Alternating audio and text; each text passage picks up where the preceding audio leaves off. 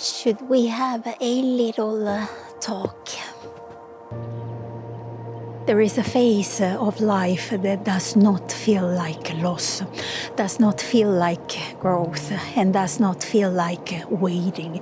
It feels like being misfiled, like you were placed in the wrong drawer of existence and no one noticed. Your days still happen, you still wake up, you still perform a basic human maintenance, but the internal mechanism that says this is why has gone quiet, not really broken, quiet. In the north, there is a moment during deep winter when sound carries wrong. Distances lie, a footstep feels closer than it is, a voice seems to come from the ground itself. People unfamiliar with it think something is wrong with their hearing.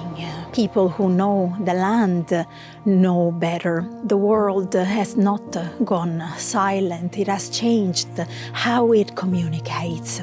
This is what is happening to you. You are still receiving signals. They just no longer arrive as motivation, desire, or plans.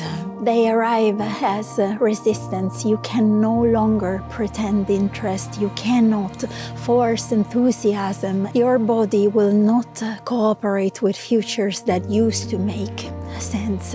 This is not apathy. It is refusal with intelligence. You are being disqualified from your former life, not really punished, disqualified.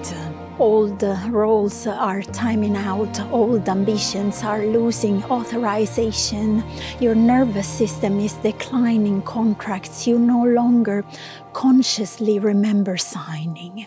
In Sapmi life, there is a rule during migration. When a reindeer refuses to move, you do not drag it, you wait. Because a reindeer that refuses direction is sensing terrain the herder cannot yet see. Eyes that will not hold, a valley that will close, weather that has not arrived yet. Your stillness is not confusion, it is early detection. This is why advice feels insulting, why encouragement feels hollow, why being told to trust the process makes something in you recoil. You are not in a process, you are in a reassignment gap. The old instructions have been revoked, the new ones are not deliverable yet. So your system enters a low power mode. Energy conserves itself, curiosity retracts, desire thins out. Not because you're done with life, but because life is recalibrating what it can ask of you. This phase is dangerous only if you try to override it. If you force meaning here, you will build something that collapses the moment real pressure returns. If you stay, something else begins to surface. Not clarity, not passion, orientation. A strange relief when you admit what you will never do again. A subtle steadiness when you stop trying to be useful. A physical softening when you no longer argue with the pause. That is the first signal returning.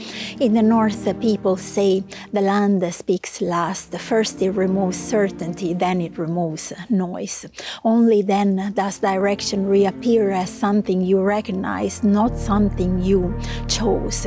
You are not stalled, you're not missing your moment, you're not wasting time. You are being quietly extracted from a version of life that has reached its limit.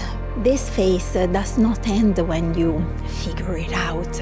It ends when you stop trying to be someone the terrain no longer supports. And when movement comes back, it will not really feel exciting, it will feel inevitable. That is how you know you were never lost. End of transmission.